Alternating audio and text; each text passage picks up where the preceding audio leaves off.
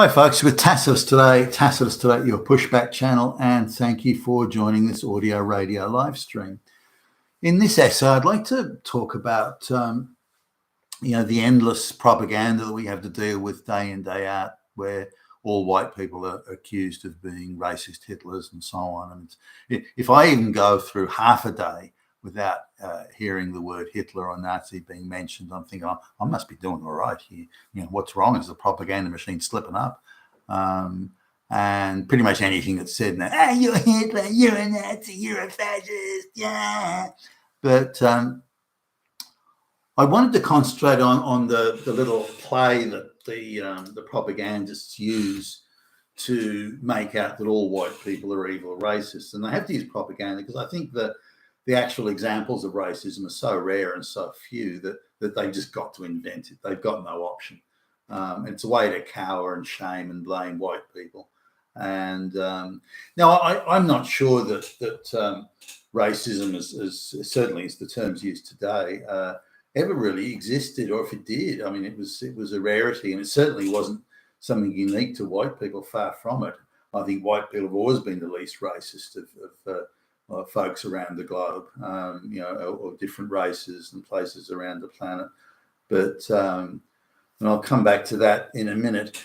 This idea of a super sophisticated black guy, well-spoken, highly educated, wearing a sharp suit, beautifully manicured and coiffed and all the whole thing.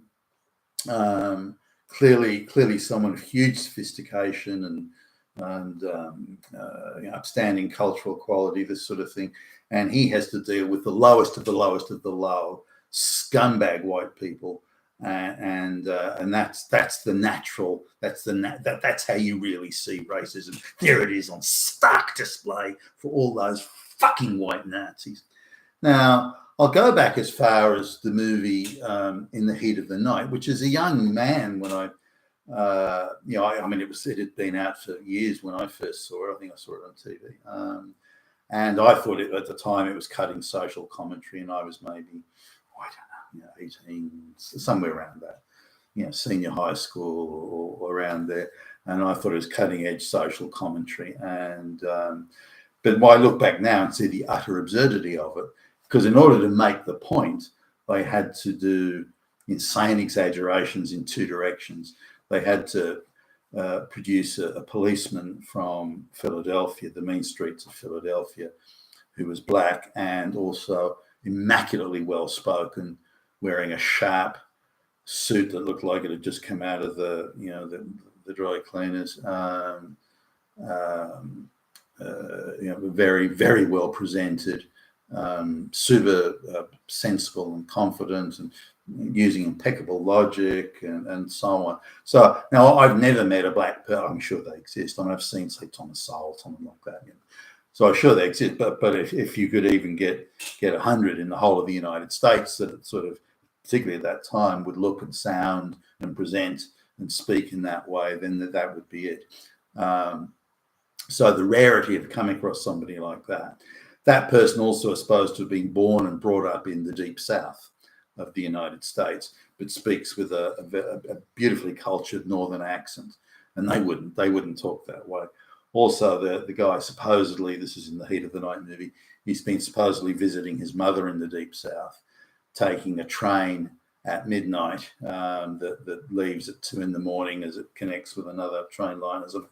And in that traveling, the guy's wearing a suit, sharp-looking suit with no creases in it, and he's living a life that a police officer in Philadelphia or any police officer anywhere would not be living, in terms of the income he would get, and you don't wear sharp suits like that when you're on a police officer's pay.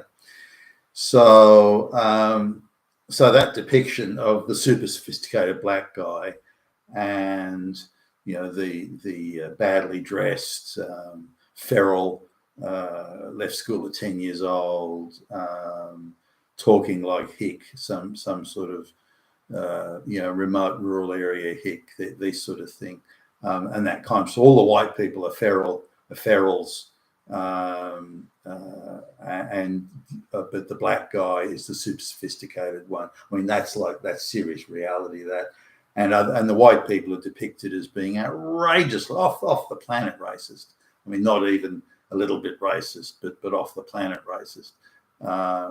So it was a ridiculous depiction. Done by the whole movie was made and scripted and put together by Jewish activists, and it was very much a push on the time that Jewish activists were going into the American South and trying to make sure that black people understood how to register to vote, even if they were illiterate the Jewish people would fill out the forms for them and that sort of stuff. So, and that created quite a bit of resentment in the areas at the time.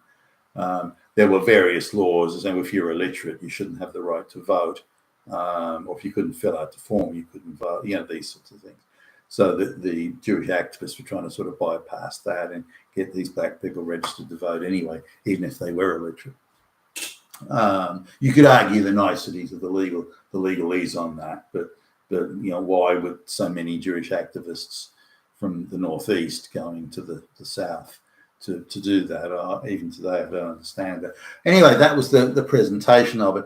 Now, there's another movie that came out that or recently, kind of a docudrama, I guess, in its way, but it depicts that a very sophisticated black family moves into a mostly white neighborhood, and the white people are all super racist, pathetically racist, petty, snide, racist, just like Hitler, and not making any allowance. And the black people are infinitely more intellectual, infinitely better presented, infinitely better behaved than the white people. Now, I've never ever seen that sort of racism in my life.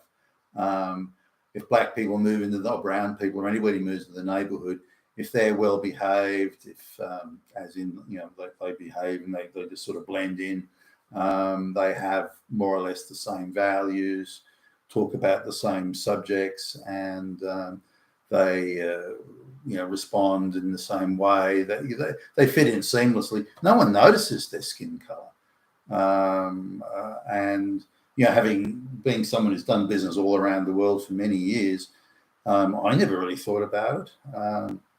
But I did notice behavioral differences. Now those behavioral differences would often, nearly always, be associated with people who are from a certain part of the world and from a certain skin color. Then that association could be made, but that wasn't racism. Nothing to do with racism. It was to do with behavioral differences. That was the issue, not race, not skin color. So the idea to try to depict that as Hitler and Nazi is bullshit and should be rejected out of hand. So the way the propaganda goes is that you get these off the planet racist, low life, feral white people and these super sophisticated black people, and they try and make the contrast of that. This is not the black guy running around, the drug dealer running around with a gun, having shootouts downtown, and being boys in the hood and that sort of inner city high crime area type behavior. It's never that. Yet that is, if you were to try and look at a racist sort of situation or dress it up, you'd say, well, this super high crime area and the way these people behave and act, this is the issue here. Look at that difference in behavior, and then it wouldn't look like racism. It wouldn't look like racism if you're talking about the huge difference in behavior between the white suburb and the black suburb.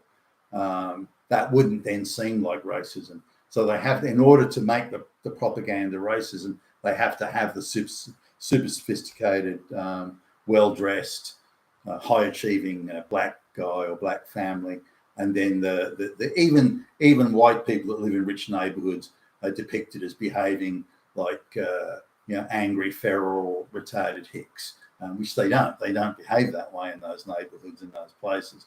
I've certainly never seen it. Now, and I spent a lot of time going to the US. Now, coming to the issue of the propaganda being pushed generally about these, so-called sophisticated black people. There aren't that many sophisticated black people around, and the ones that are around, as soon as they have the money, they move straight to a white neighbourhood, an all-white neighbourhood, or a 99% white neighbourhood. Why is that?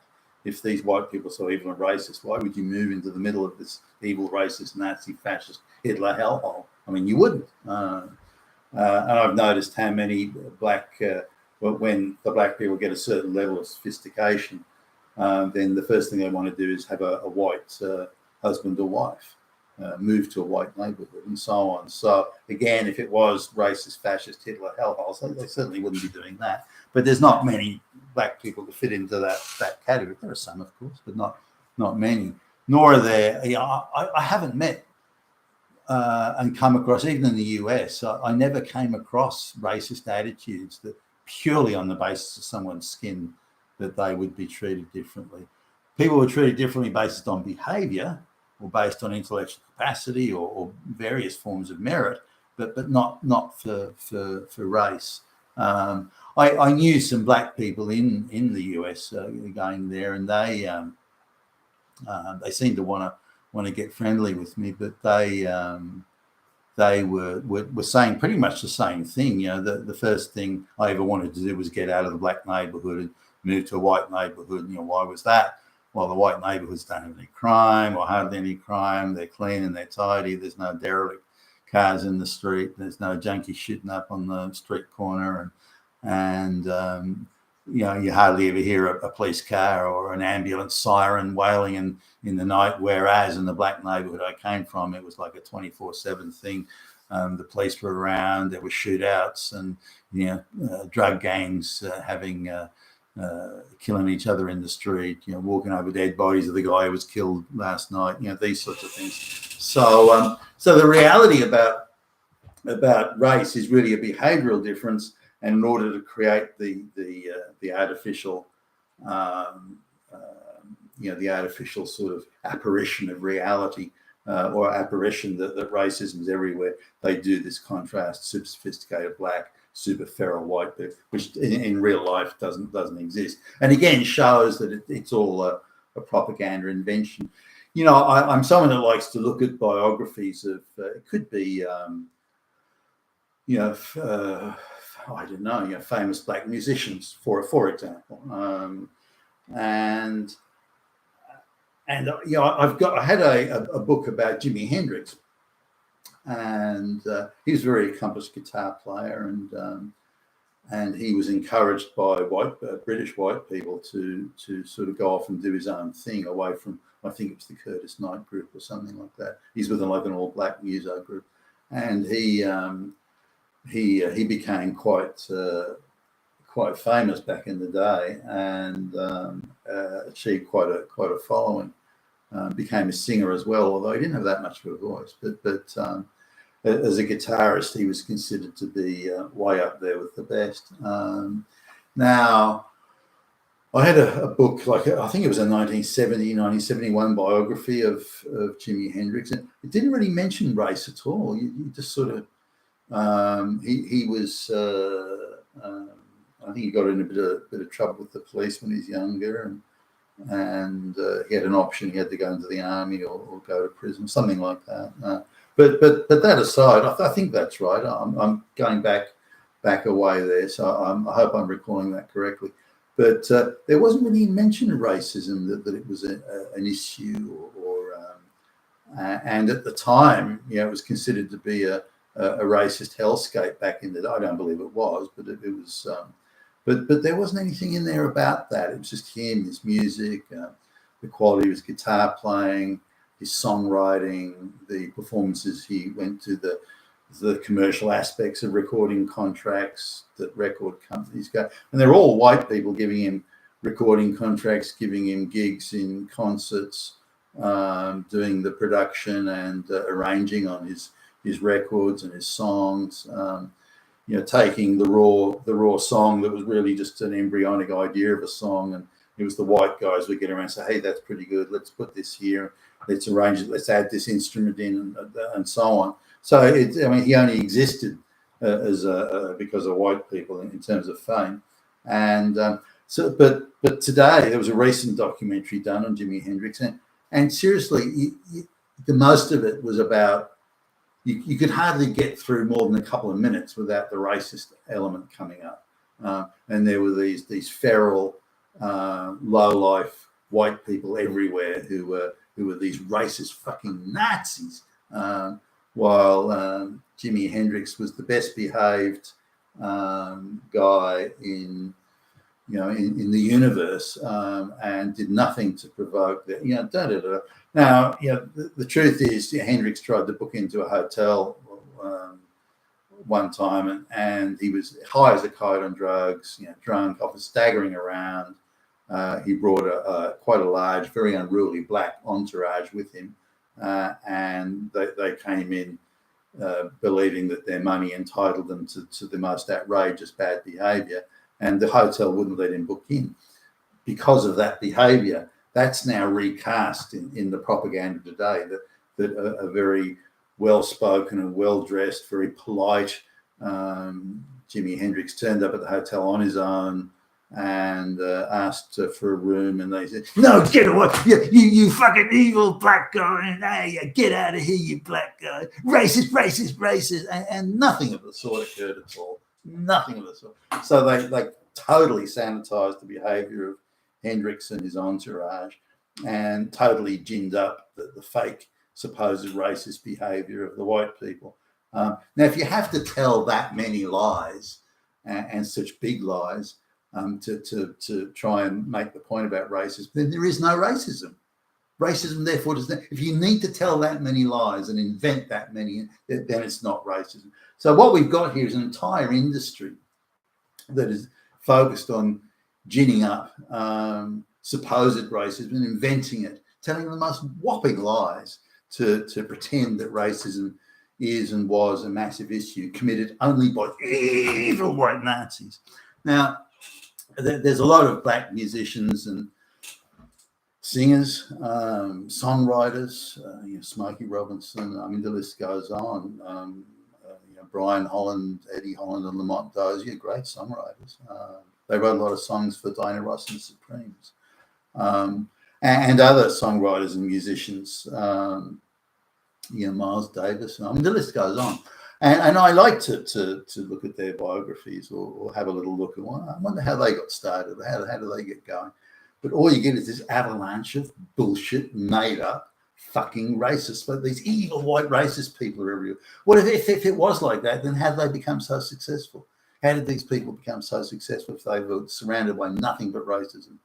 And again, they love saying that stories like, well, that they weren't allowed to book into a hotel and so on in the white side of town. Well, no, that's again, it's not true. When you arrive in a hotel high as a kite with an unruly, screaming, misbehaving, vomiting on the floor entourage, I mean, what do you think's going to happen? I mean, white bands were being kicked out of hotels for that. There's one of the major rock groups. They all arrived again, all off their face on whatever drugs, with a whole bunch of hangers on and very unruly, bad behaving crowd. And again, the hotel wouldn't let them in. So it had nothing to do with the people, the artists being black. It had everything to do with their behavior. And this is something that's glossed over and ignored completely. No, it's nothing to do with behavior. It's those fucking evil Nazis.